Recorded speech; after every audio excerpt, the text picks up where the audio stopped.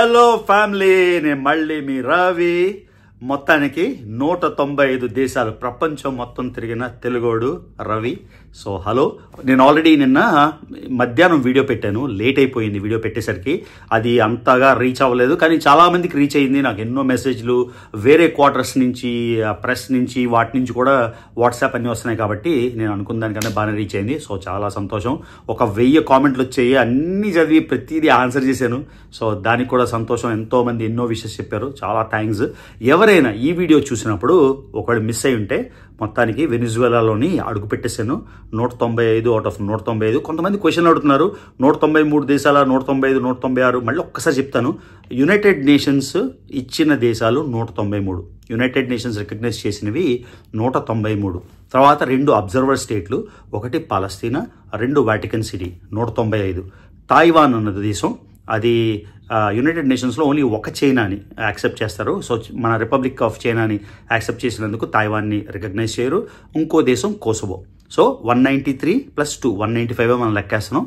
ఒకవేళ తాయివాన్ కోసవో లెక్కేయాలంటే 197 కూడా నేను తిరిగేసాను అనమాట. సో అది పక్కన పెట్టేద్దాం. సో ఇవాళ జరిగిన పెద్ద విషయం ఏంటంటే, 1981లో చివరి అసాసినేషన్ అటెంప్ట్ అయితే ప్రెసిడెంట్ మీద జరిగింది. అది రొనాల్డ్ రీగన్. ఆయన బతికాడు, చచ్చిపోలేదు.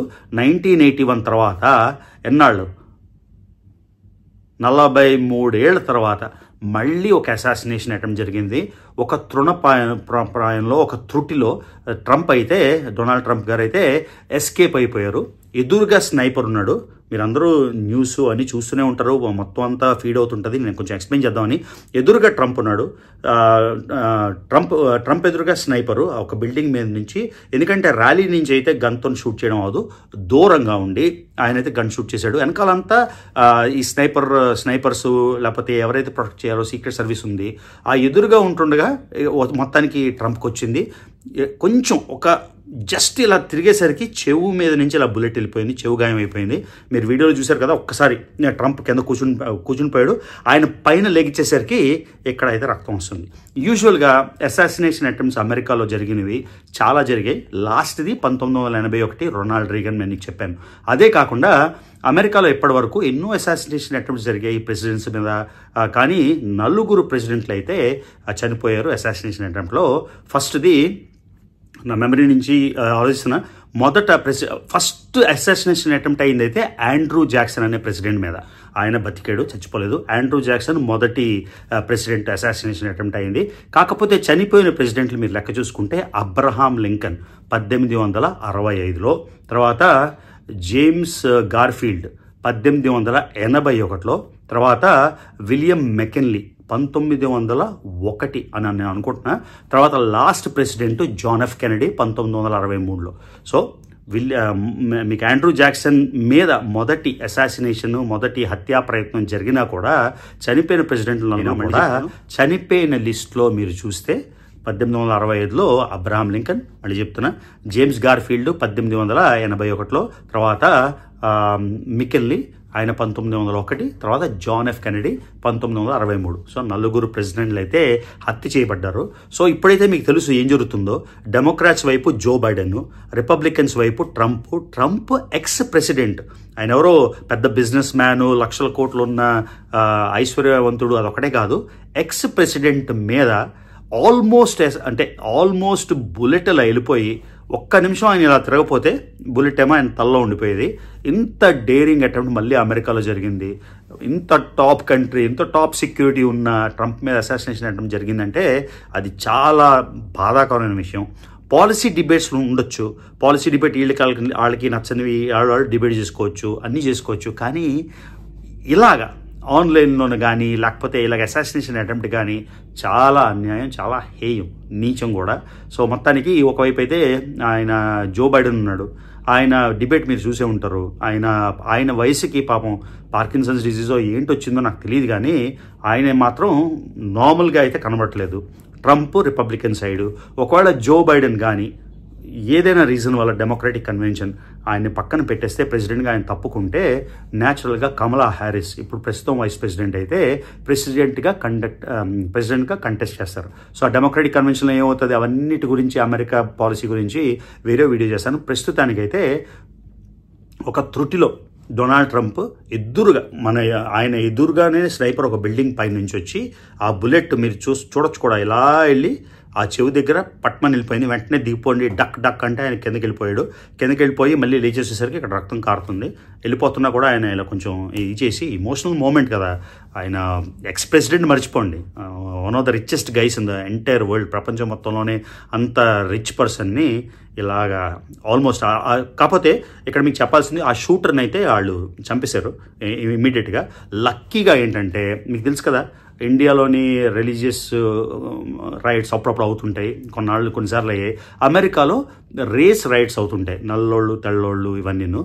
అదృష్టవశాత్తు లేదా దురదృష్టవశాత్తు ఎలా అయినా ట్రంప్ వైటే అంటే తెల్ల ఆయనే, చంపేసింది కూడా తెల్ల ఆయనే. అదే నల్ల ఆయనో లేకపోతే బ్రౌన్ హిస్పానిక్కో ఇంకెవరో రేస్ అయి ఉంటే నిజంగా రేస్ రైట్స్ అయితే అయిపోయేవి. కానీ గుడ్డిలో మెల్ల అని ఆయన కూడా తెల్లాయను కాబట్టి అట్లీస్ట్ ఒక పెద్ద క్రైసిస్ అయితే అమెరికాకి తప్పింది. తర్వాత యూజువల్గా ఈ నలుగురు చనిపోయారు కదా, ఆ నలుగురు కూడా యూజువల్గా ఎందుకు అవుతాయంటే అమెరికాలోని పాలసీ, అమెరికాలో పబ్లిక్ పాలసీ ఉంటుంది. ఆ పాలసీ నచ్చకపోతే ఎవరైతే కంటెస్టెంట్ ఉన్నారో వాళ్ళు వస్తే మన పాలసీకి ఏవైనా విఘాతం కలుగుతుంది అన్నప్పుడు యూజువల్గా ఈ అసాసినేషన్ అటెంప్ట్స్ అవుతుంటాయి. ప్లస్ మీకు తెలిసిందే కదా, ఇదిగో పులి అంటే అదిగో తోక, ఆల్రెడీ ఎన్నో కాన్స్పిరసీ థీరీస్ వచ్చేసాయి. ఇది ఇన్సైడ్ జాబా, డెమోక్రాట్స్ చేయించారా, లేకపోతే వీళ్ళే చేయించారా, ఇంకెవరో చేయించారా, ఈ కథలు మనకి ఎప్పటికీ తేలో అలా వస్తూనే ఉంటాయి. కాకపోతే జరిగింది మాత్రం ఎదురు వైపు నుంచే బుల్లెట్ వచ్చి జస్ట్ ఆయన చెవుకి, అంటే ఇలా హెడ్ మీదకి వెళ్ళాల్సింది ఆయన కొంచెం ఇలా తిరిగాడు కరెక్ట్ టైమింగ్కి. అది ఆయన అదృష్టం అనుకోవచ్చు, లేకపోతే అమెరికాలోని ఎంత బ్యాడ్గా సిచ్యువేషన్ జరుగుతుందో ఇప్పుడు ఆయనకి ఏమైనా ఉంటే. సో నిజంగా we are very lucky. Glad mister Trump is alive and kicking. హాస్పిటల్కి వెళ్ళిపోయాడు, మొత్తం ప్రథమ చికిత్స అన్నీ అయిపోయాయి. సో ఆయన ఇప్పుడు ఆరోగ్యంగా ఉన్నాడు. సో ఇప్పుడు ఆయనకి ఎక్స్ట్రా ఇంకేదో కొత్త లెవెల్ సెక్యూరిటీ ప్రోటోకాల్ వేశారు. ఒక ఎక్స్ ప్రెసిడెంట్కే ఇలా దిక్కులేదంటే చాలా ఆలోచించాల్సిన విషయం. సో 1981 తర్వాత 43 సంవత్సరాల తర్వాత అమెరికా ఎక్స్ ప్రెసిడెంట్ మీద ఒక హత్యా ప్రయత్నం అయితే జరిగింది. తర్వాత లాస్ట్లోని ఇప్పుడు డెమోక్రటిక్ కన్వెన్షన్లోని జో బైడెనే కంటెస్ట్ చేస్తారా, లేకపోతే వైస్ ప్రెసిడెంట్ కమలా హ్యారిస్ ప్రస్తుతం ఉన్న ఉపరాష్ట్రపతి కమలా హ్యారిస్ వాళ్ళ అమ్మగారు తమిళియన్ అంటే ఇండియన్, సో డైరెక్ట్గా ఇండియన్ డిసెండెంట్ ఆవిడ. So Joe Biden versus Trump అవుతుందా, కమలా హ్యారిస్ వర్సెస్ ట్రంప్ అవుతుందా ప్రస్తుతానికి అయితే తెలియదు. సో తర్వాత మీకు భారతదేశంలో కూడా తెలుసు కదా, ప్రైమ్ మినిస్టర్స్ మీద ముగ్గురు ప్రధానులు అయితే చనిపోయారు. ఒక స్టార్ పెడుతున్నా, లాల్ బహదూర్ శాస్త్రి 1966లో చాలా కాన్స్పిరసీ థీరీస్ ఏమంటారంటే ఆయన్ని విషం ఇచ్చి చంపేశారు టాష్కెంట్ ఉజ్బెకిస్తాన్. అప్పుడు ఉజ్బెకిస్తాన్ లేదు కాబట్టి రష్యాలోని టాష్కెంట్ నగరంలోని పీస్ ట్రీటీకి వెళ్ళినప్పుడు 1966లో ఆయన చనిపోయారు. ఇప్పటికీ క్వశ్చన్స్ ఉన్నాయి, ఆయన న్యాచురల్గా చనిపోయారా లేకపోతే ఏదైనా అటెంప్ట్ జరిగిందా పాయిజనింగ్ అని, నాకు ఆన్సర్ తెలియదు. కాకపోతే రెండు మీకు తెలిసినవే, 1984లో ఇందిరాగాంధీ, తర్వాత 1991లో రాజీవ్ గాంధీ. సో మీకు ఇండియాలో అలాగే చాలామంది జపాన్లోని అంటే ప్రపంచంలో ఎన్నో దేశాల్లో ఎంతోమంది ప్రైమ్ మినిస్టర్ ప్రెసిడెంట్లు హత్య చేయబడ్డారు. ఆయన ఏబ్ అని జపాన్లో రోడ్డు మీద ర్యాలీ అయిపోతే, జపాన్ లాంటి పీస్ఫుల్ కంట్రీ, చాలా పీస్ఫుల్ కంట్రీ, వాళ్ళకి స్టాండింగ్ ఆర్మీ కూడా ఉండదు, అలాంటిది ఆయన్ని కూడా రోడ్డు మీద చంపేశారు. సో ఇది గైస్. సో అమెరికా అంటే సౌత్ అమెరికాలో ఉన్నాం కదా, సో అమెరికా నుంచి అప్డేటు. సో వెనిజులా సిరీస్ అయితే ఇంకా కంటిన్యూ చేస్తాను. ఇది చాలా పెద్ద న్యూస్ కాబట్టి చాలామంది టీవీలో చూసినా కూడా తెలుగులో కొంచెం ఎక్స్ప్లెయిన్ చేద్దామని నా సబ్స్క్రైబర్స్కి చూసే వాళ్ళకి ఈ వీడియో అయితే చేస్తాను. ఓకేనా? ఒకవేళ మర్చిపోకుండా ఆ వీడియో మిస్ అయి ఉంటే ఆ 195 నేను వెనిజులాలో అడుగుపెట్టింది.